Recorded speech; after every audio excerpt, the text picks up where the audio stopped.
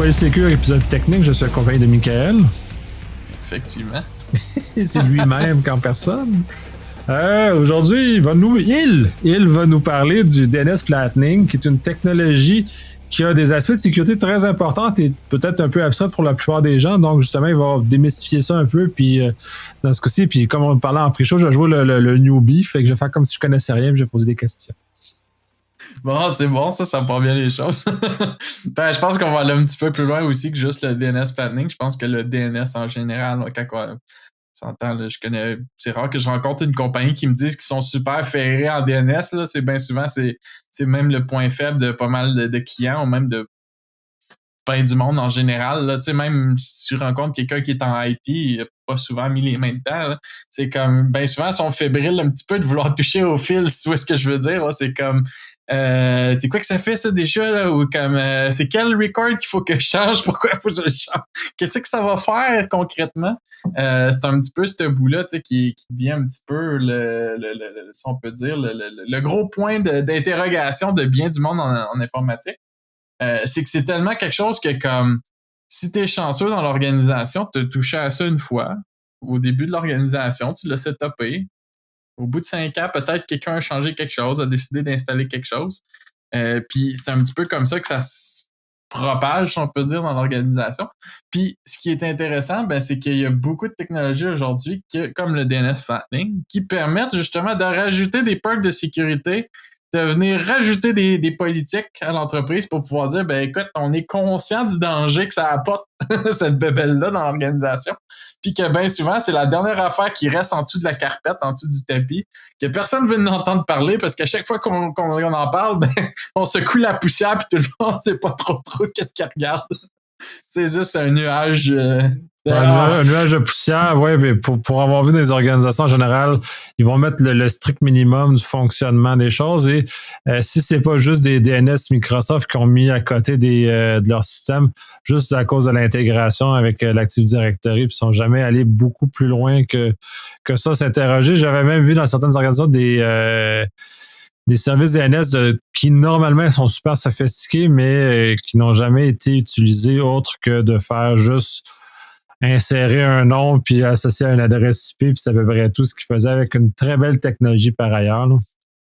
Exact. Puis c'est parce qu'aujourd'hui, ce qui est intéressant, ben, c'est qu'on est rendu un petit peu ailleurs. C'est vrai que ça reste de quoi de historique. Si on peut dire le DNS, on est pogné avec, puis ben du monde sait qu'est-ce que ça veut dire. Mais dans la réalité, ce qui arrive aujourd'hui, c'est qu'on est rendu avec des concepts comme le flattening, qui est un peu comme le concept de se plugger sur un VPN. Finalement, tu dis à ton DNS, écoute, ben moi, mon information, elle va venir de ce serveur-là, mais ce serveur-là, c'est pas mon serveur. Fait que ça te donne un petit peu l'effet de proximité, de cacher finalement l'information sur tes services, où est-ce qu'ils sont hébergés, puis par qui sont hébergés, puis pourquoi ils sont hébergés là. Dans certains cas, c'est assez obvious. On va se dire, si tu fais affaire avec, exemple, Amazon, qui le fournit justement avec la route 53, malheureusement, tu vas voir un CloudFront passer. Fait que tu vas avoir une bonne indication d'où est-ce que c'est hébergé. Mais en même temps, dans certains cas, comme dans le cas de justement de nous avec CyberWall, ben c'est un petit peu l'idée de faire, ben écoute, CyberWall peut être un petit peu n'importe où. Fait que comme il n'y a pas vraiment de plan pour dire, hey, écoute, c'est hébergé là, puis tu vas avoir une façon de guesser où est-ce que ton target pourrait être. C'est l'idée de pouvoir dire, j'ai point A, point B, un petit peu comme le VPN, puis je fais passer mon trafic ailleurs. Mais dans le contexte DNS, c'est un peu particulier parce que DNS, ça fait quoi en vrai? Dans le fond, DNS, pour bien du monde, c'est abstrait parce qu'ils savent plus ou moins où est-ce qu'ils s'en vont avec ça. Mais au final, c'est comme le registraire quand on regardait dans le temps là, pour la Bible téléphonique là, pour savoir hey, je vais appeler telle personne, je veux savoir son nom, son adresse, puis trouver son numéro de téléphone, finalement, l'annulaire téléphonique. Ben, c'est la même affaire, en fait, mais format digital. Mais là, la joke, ce qui arrive, c'est que là, quand on est rendu avec l'annulaire est tellement épaisse avec tout ce qui se passe sur l'Internet que ça devient un nightmare à gérer. Les plus gros genres de l'industrie ils ont dû trouver des tactiques justement pour gérer ça un petit peu sur le pilote automatique. Il y a des autorités là-dedans, il y a plusieurs niveaux de DNS, tu peux faire affaire avec plein de monde.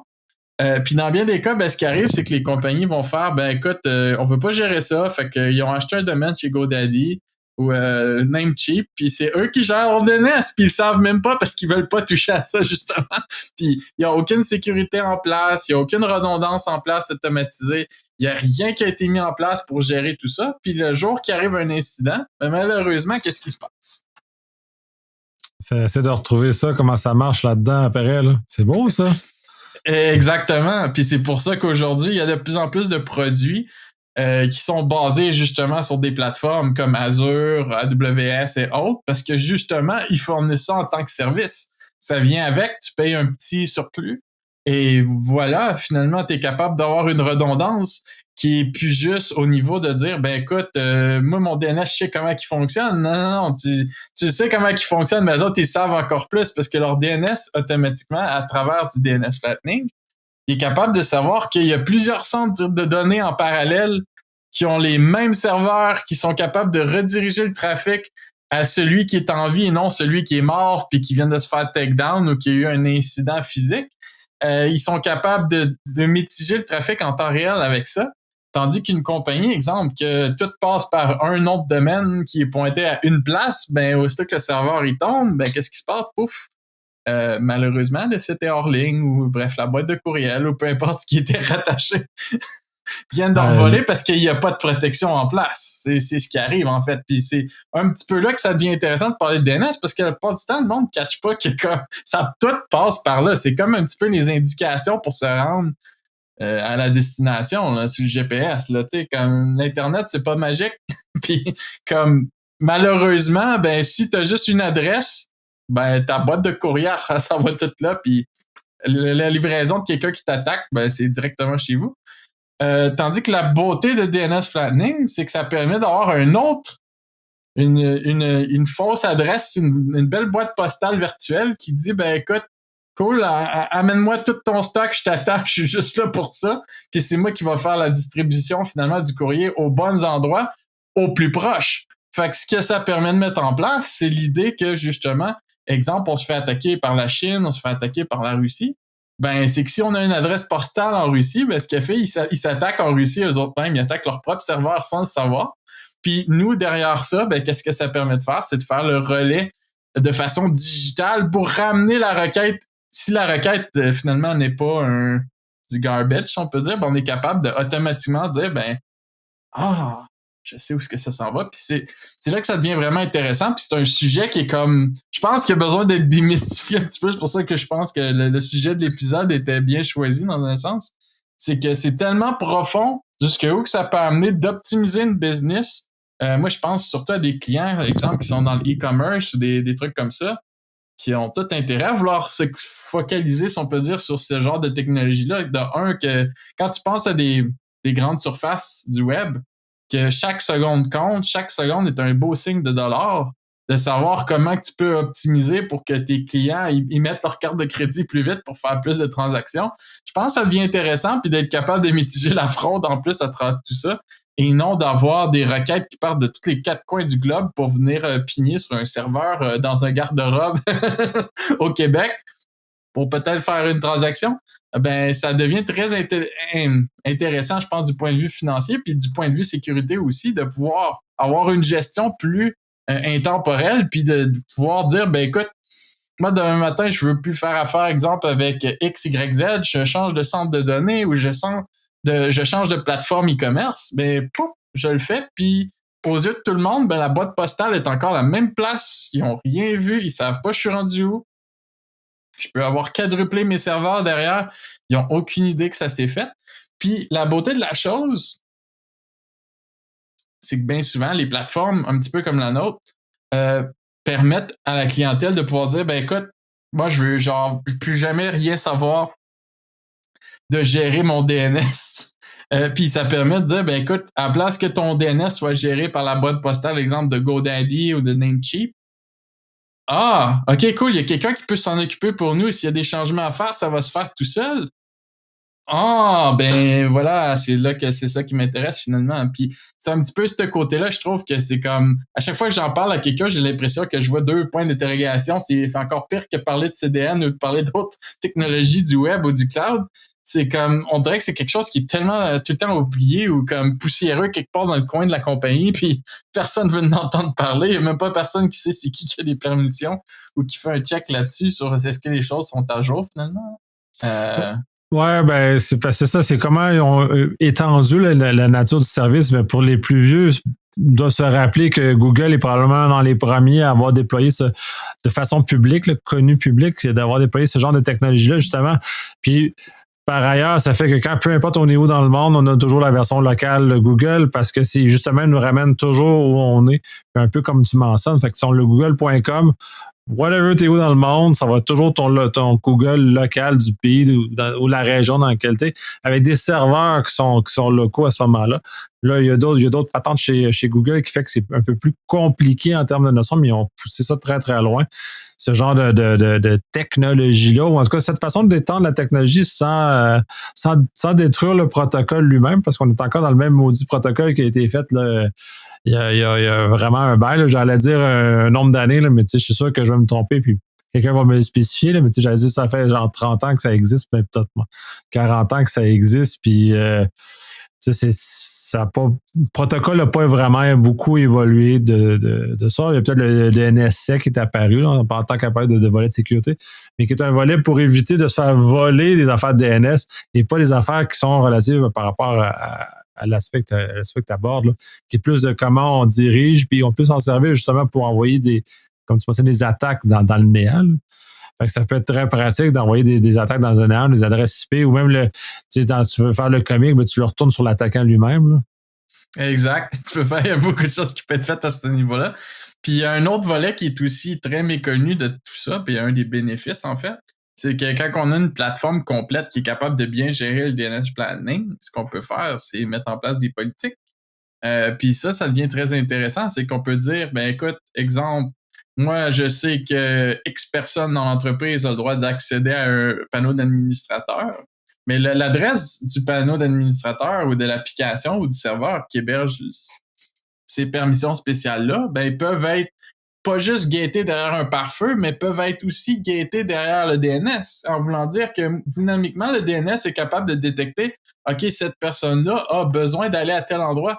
Ça permet de mettre en place ce qu'on appelle un petit peu les mêmes choses que des politiques de pare-feu, mais au niveau du DNS, de pouvoir dire, ben écoute, moi, il n'y a pas un chat qui devrait accéder à ça à part X, Y, Z, ben automatiquement, s'il y a quelqu'un qui essaie d'accéder à cette boîte-là, ben poup, il va se ramasser peu importe où ce que ça va avoir été cédé, on peut l'envoyer dans le néant, comme tu disais tantôt.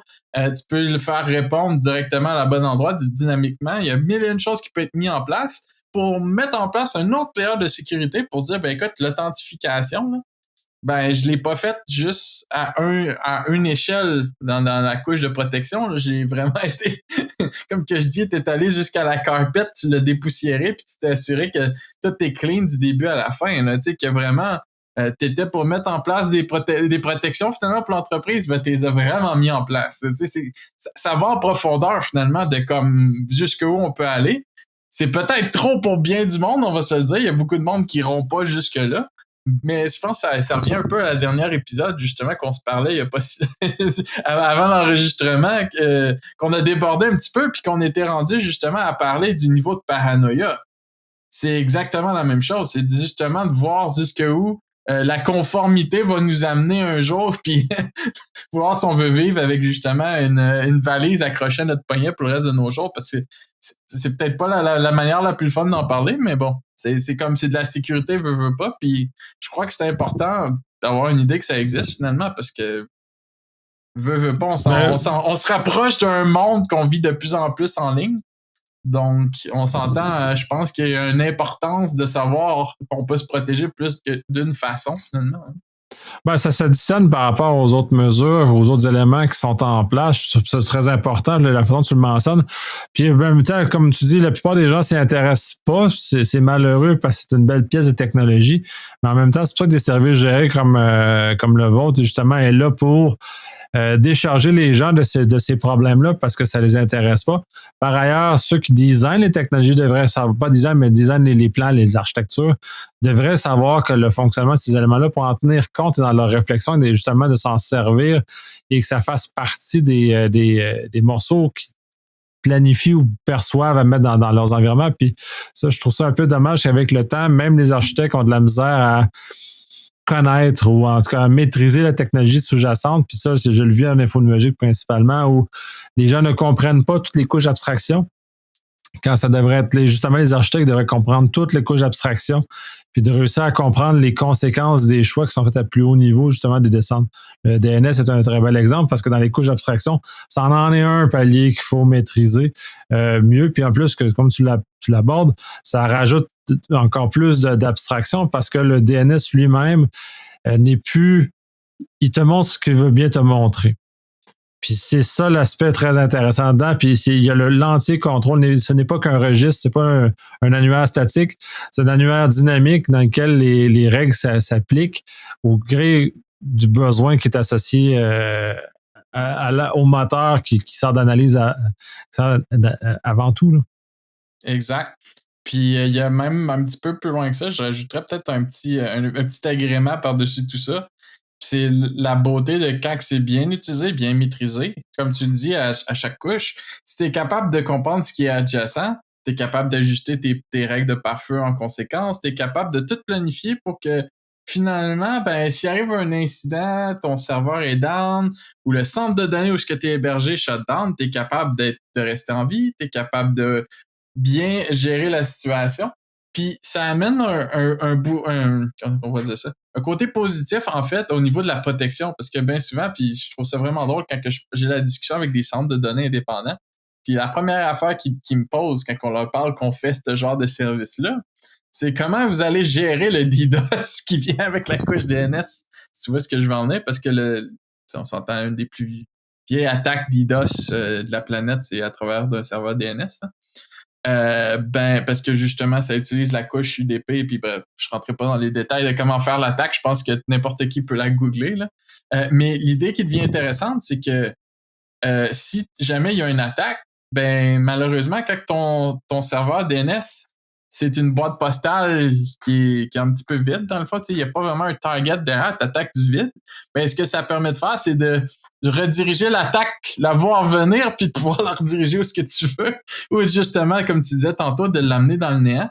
Fait que ça devient aussi un mécanisme de défense à un autre niveau que justement, que c'est pas juste de pouvoir cacher une adresse un petit peu, comme qu'on le ferait avec un VPN. Ça va un petit peu plus loin dans la stratégie aussi de défense de l'entreprise, parce qu'on s'entend, il y a un petit peu une couche de Blue Team en arrière de tout ça, que c'est comme si tu analyses vraiment ce qui se passe, puis tu as le contrôle. Là, tu peux prendre le contrôle total, comme tu disais tantôt, en redescendant. L'architecte, lui, qui a planifié l'application et l'hébergement et tout, il a pensé à tous les détails, mais bien souvent, il pense pas vraiment que la compagnie ou le projet ou peu importe, s'il se fait attaquer, qu'est-ce qui se passe? Si moi je te donne l'adresse, ton adresse est publique malheureusement, puis c'est un petit peu là que ça frappe, parce qu'il n'y a pas vraiment de... Rendu là, ça devient un petit peu le rôle de l'entreprise, ou peu importe qui c'est qui est propriétaire finalement de l'infrastructure, de devoir trouver comment se défendre. Puis c'est là que le bill de défense DDoS ou de protection et tout qu'il faut mettre en place, parce qu'on s'entend, je ne demande pas à aucune entreprise de commencer à apprendre comment se mettre en place toutes ces protections-là, mais c'est juste que comme si au moins il y aurait vraiment des architectes qui seraient au courant de toute la couche, ça enlèverait même un poids, c'est comment dire, mais c'est un autre bénéfice caché de comme bien comprendre qu'est-ce qui se passe derrière, puis de la mécanique de tout ça, que si c'est bien intégré, en plus tu peux te mettre des mécanismes de défense que ça coûte zéro à mettre en place quand tu as la technologie entre tes mains, malheureusement. Puis ce qui est le plus beau, c'est que toutes les grosses plateformes qu'on connaît aujourd'hui, que ce soit Google Cloud, que ce soit Amazon, Azure, malheureusement, ou heureusement, offre ce service-là intégré. Moi, je trouve ça toujours ridicule quand on me dit, écoute, voilà mon adresse de mon serveur, puis le client est hébergé chez Azure, puis que finalement, tu vois qu'il t'expose carrément ses configurations. Là, il n'y a rien utilisé. L'architecture, c'est automatique, c'est visuel. Tu es capable de savoir qu'ils n'ont pas pensé à tout ça. Là, ouais, tout ça est un peu triste là, de constater ce genre de choses-là, puis par la disponibilité des services, par la disponibilité des technologies, mais en même temps, c'est un peu ça l'objectif, c'est de réussir à éveiller les consciences, c'est pour ça qu'on en parle présentement, justement, que les gens puissent puissent réfléchir sur ce genre de choses-là, puissent aller vérifier l'existence ou l'utilisation de ces éléments-là, puis s'en servir aussi dans un contexte, parce que quand on architecture la sécurité aussi, c'est que chaque composant est important, il joue son rôle. Le DNS, dans ce cas-ci, joue son rôle qui est important, puis il n'y a pas de raison de ne pas l'utiliser. Puis on va dire, ah oui, mais mon firewall fait tout, peut-être, mais si tu es capable de le mettre par couche, tu es capable d'arriver à un niveau de protection supérieur où ton firewall va faire juste la partie à la fin, mais tes DNS vont arriver avant, vont bloquer ou vont diverger les différentes informations qui ne devraient pas atteindre le réseau ailleurs ou les envoyer dans le néant. Fait que c'est cette réflexion-là de sécurité par couche, la sécurité en profondeur qu'on a tendance à appeler, mais en même temps, si je le vois plus dans un contexte de zéro trust où on va embarquer, où on vient toucher des zones de déflagration, puis il faut s'assurer que si un contrôle échoue, n'entraîne pas l'ensemble de ton organisation. Puis c'est un peu ça aussi le danger, puis je suis en train d'écrire un papier là-dessus aussi, sur le fait que, ouais, j'en parler, parce qu'on met beaucoup d'énergie sur les contrôles, la liste des contrôles, notre catalogue de contrôles. On met des contrôles, on ne suit pas des contrôles. Le problème, puis le DNS en fait partie, c'est que cette réflexion-là n'est pas cohérente, n'est pas d'ensemble, puis toi, tu l'amènes vraiment dans une réflexion d'ensemble, où si un contrôle échoue, ça n'entraîne pas l'ensemble du système. La plupart des systèmes à l'heure actuelle, si un contrôle échoue, ça entraîne l'ensemble du système. On prend le firewall, par exemple, c'est un très bel exemple, ou les mots de passe, c'est un autre très bel exemple de mesure de contrôle. Si celle-là elle échoue, généralement, t'es foutu, t'es complètement, parce que t'as passé à travers le firewall, pour 80% des compagnies que je connais, tu as accès à tout. Même chose pour le mot de passe. Tu tombes le mot de passe administrateur, t'es foutu. T'es rentré dans le système, puis ciao, bye, là. Puis, tu sais, by the way, tous les comptes Greg Glass qui existent, avec tous ces mots de passe-là qui sont souvent stockés de façon croche, puis ils sont pas nécessairement de force assez faible, blablabla. Ben, voilà, ça en a d'autres exemples de contrôle qui, un contrôle va entraîner l'ensemble l'échec de l'ensemble de la sécurité. Fait qu'il faut pas. Fait que le DNS, ça en fait partie. Mais tout ça, pour revenir justement sur le DNS, qui fait partie du paysage, on doit s'en servir, ne pas l'utiliser. C'est fou parce que c'est inclus en général dans les frais qui sont déjà là, puis dans le pas des services qui sont disponibles, dont le vôtre aussi, qui permet justement de bénéficier de ces éléments-là, puis de rajouter une intelligence dans les DNS, on pourrait dire. Exact, puis c'est un petit peu ça le but, parce qu'on s'entend, comme je disais tantôt, le DNS, c'est comme le cossin plein de poussière dans le fond du garage que tu t'as oublié son existence. Là. Puis, mec, tu vends de la maison, peut-être que tu vas leur déterrer, puis tu vas faire « Ah, j'avais ça, moi! » C'est un peu l'analogie que je peux en faire pour bien du monde ou bien les compagnies. Puis j'étais pour en faire peut-être une parenthèse parce que tu as parlé de deux choses qui m'ont intéressé. Tu as parlé de Zero Trust parce que justement on est bien impliqué dans ce domaine-là. Mais l'autre qui m'intéresse encore plus, c'est justement le fait, la perception par rapport au monde justement qui pense que un single point of failure, c'est une bonne idée en voulant dire que tu penses que tu as un pare-feu puis que ça va faire de la magie. Ben, tu sais, même moi qui vends justement un pare-feu intelligent, même s'il pourrait être le plus intelligent qui voudrait le pare-feu, malheureusement, ben c'est une sécurité, comme tu le disais très bien. Ça revient à est-ce que ton mot de passe est sécuritaire? Peu importe comment il peut être long ou méga sécuritaire, on s'entend qu'il y a quelqu'un qui peut tomber dessus par hasard, le brute forcer. Tout est un petit peu conditionnel dans la vie, puis malheureusement, ben plus qu'on se met on s'entend là, n'importe quel système de sécurité, puis peu importe à quel degré qu'on en parle, ben plus que tu as des couches qui travaillent ensemble, ben plus que c'est justement, c'est ça qui fait de la vraie sécurité, qui te permet vraiment de dire, ben écoute, mon taux de chance, il vient de passer, exemple, on met un pare-feu intelligent ou on met un pare-feu tout court. Bon, ben on vient peut-être de réduire de 75% la surface d'attaque. C'est déjà bien pour bien des organisations. Mais on va se parler des vraies choses. Exemple, si on parle de protéger une banque, est-ce qu'une banque peut se soucier de se bloquer 75%? Je pense pas. Je pense qu'il y a une question à se poser de société si une banque considère que c'est comme ça. Je pense qu'il y a une question de dire, ben écoute, je pense qu'on va être le plus proche de 99% possible. Tu sais, c'est un petit peu ça la parenthèse que je voulais en faire, c'est que comme finalement, ça revient un petit peu à mon niveau de paranoïa, comme je disais la dernière fois. C'est plus que tu t'es parano, plus que tu te rajoutes tes conditions de vie différentes, puis t'intègres des nouvelles technologies, des nouvelles choses. Mais justement, le but, c'est pas, on peut jamais dire que la sécurité, c'est 100% parfait, mais au moins de pouvoir dire, ben mon risque, je le réduis à plusieurs couches, puis ça fait que comme finalement, il y a plus de 75% qui est bloqué, on tombe à 80 ou à 90%. qui est déjà pas mal plus intéressant dans bien des cas, surtout quand on parle des compagnies financières ou même, j'irai pas trop loin parce que j'ai certains litiges en tête qui me viennent à l'esprit juste en parlant. Puis c'est un petit peu ça finalement. Puis c'est de pouvoir mettre en place aussi des politiques à plusieurs niveaux, pas juste au niveau d'un pare-feu. Puis c'est ça qui nous amène justement au Zero Trust, que justement, on est déjà en train de développer une solution de Zero Trust de notre côté. Puis l'idée derrière, c'est que c'est justement de pouvoir amener la conscience que justement la politique qu'on pourrait tweaker, exemple au niveau du DNS, qu'on pourrait tweaker à tous les niveaux de l'organisation, finalement, on puisse le faire de façon le plus automatisée possible, parce qu'aujourd'hui, on s'entend qu'est-ce qui vient avec justement quand il y a un bris d'incident ou qu'il y a un incident de sécurité dans une entreprise qui est totalement dans le cloud ou totalement, si on peut dire, éparpillée. La première chose qui se passe, on s'entend que c'est un lawsuit ou c'est une poursuite pour qu'est-ce qui va en suivre. Et puis, c'est pas intéressant de se faire dire qu'écoute, il y a des lois comme GDPR ou la loi 25 au Québec qui sont justement juste là pour nous faire réaliser qu'il y a une importance de protéger nos infrastructures. Puis le Zero Trust amène la parenthèse que justement, t'arrives avec des politiques que tu peux juste tout simplement twister le niveau de paranoïa et voilà, c'est parti. Le reste de l'entreprise va être forcé de s'authentifier à chaque fois qu'ils vont se connecter. Est-ce qu'ils viennent de la bonne endroit? Est-ce qu'ils ont eu un multifacteur authentification? Blablabla. Pouf! Ils peuvent se connecter à l'application. Ils sont tracés d'un bout à l'autre. Là, on tombe dans un paradigme super intéressant de GDPR, de savoir quelle information est sauvegardée, tracée, ainsi de suite. Puis c'est là que ça devient très intéressant.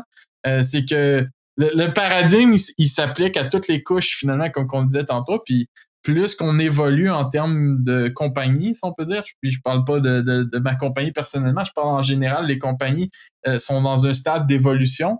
Mais plus qu'on en arrive vers un jugement que de moins en moins, on veut se casser la tête avec ces politiques-là. On veut que quelqu'un s'en occupe pour nous, un petit peu comme qu'on veut que quelqu'un gère notre DNS, parce que des cas, qu'est-ce que ça fait, qu'est-ce que ça mange en hiver, comme on dit au Québec. C'est exactement ça. Là. C'est la coïncidence parfaite. Puis de toute façon, j'ai une image qui m'est apparue comme dans les autos modernes, il y a beaucoup d'éléments qui sont gérés ça, les freins anti-blocage, l'antidérapage, l'antipatinage, ces affaires-là. Les autos font ça, fait qu'on a comme aussi dans des contextes plus physiques, plus réels, délégué à de la mécanique et à de l'informatique cette gestion-là, l'électronique, qui nous permet justement de plus avoir à se soucier de pomper le frein pour pas que ça glisse et ainsi de suite. Fait que toute cette notion-là maintenant est prise en charge. Puis en TI, c'était le temps qu'on ait commencé aussi à tomber dans cet univers-là de choses gérées. Moi, je trouve que ça fait un bon tour de roue de cette technologie-là. Est-ce que tu as d'autres choses à rajouter? À moins que tu aies des questions, non, je pense qu'effectivement, on a fait le tour. J'ai impressionné. Je pense que ça fait plus qu'une demi-heure qu'on est là-dessus. Je pense. Puis finalement, j'ai pas fait le newbie comme j'avais dit que j'allais faire. Fait que finalement, oups. Exact. Je pense que j'ai comme fait le tour de la piste aussi. C'était dur peut-être de placer une question dans tout ça, mais je pense que ça va être un bit de knowledge intéressant pour ceux qui s'intéressent, en fait. Excellent, mais merci beaucoup. Ça fait plaisir.